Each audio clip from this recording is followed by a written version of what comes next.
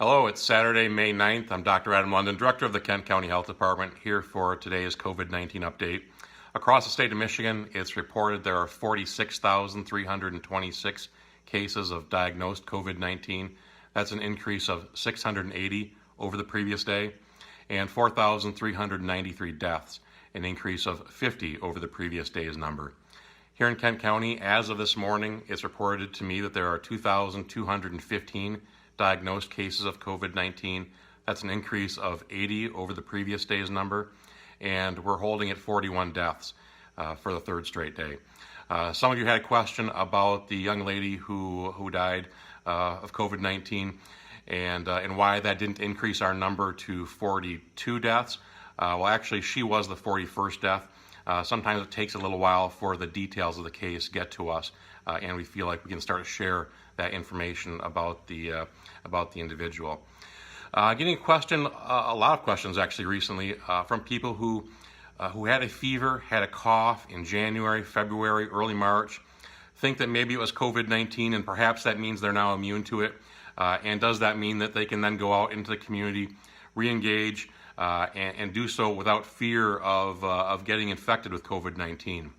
There's actually a really good study that came out a couple of days ago from Mount Sinai Research Hospital in New York City.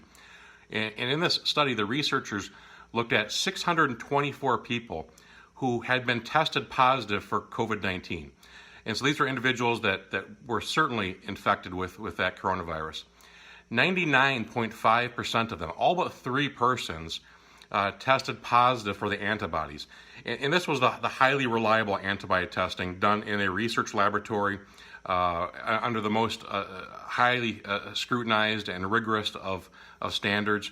Almost all of them, all but 3, were positive for the antibodies, which is a great sign. It tells us that when people are conclusively infected, we know they're infected, they do develop an antibody response. They then tested 719 people who believed they had been sick with COVID-19. They were never tested. They were sick prior to the late March, early April time period, January, February, early March. They were sick with fever, with cough, symptoms consistent with COVID-19, and they believed that they were positive, or they believed that they had that illness and probably had an antibody response. Well, when they analyzed the blood from those 719 individuals, only 37.4% of them actually had antibodies to COVID-19, which, of course, the majority of that means had most likely had something else, had the flu, had a fever, had some other infection that caused those symptoms.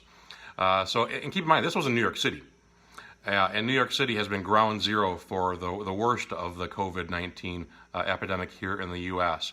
And so if in New York City a majority of people who had those symptoms during that time frame don't have antibodies now, I think it's pretty reasonable to assume that those of us in West Michigan who may have had those symptoms in that time frame almost certainly did not have COVID-19, had something else.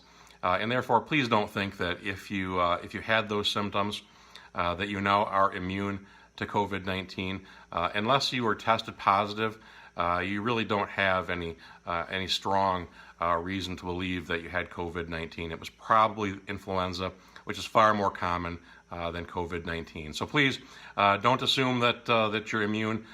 Continue to be positive, stay heroic, stay healthy, and continue to be smart about this. I'm Dr. Adam London with the Kent County Health Department, and I'll talk to you on Monday. Thank you.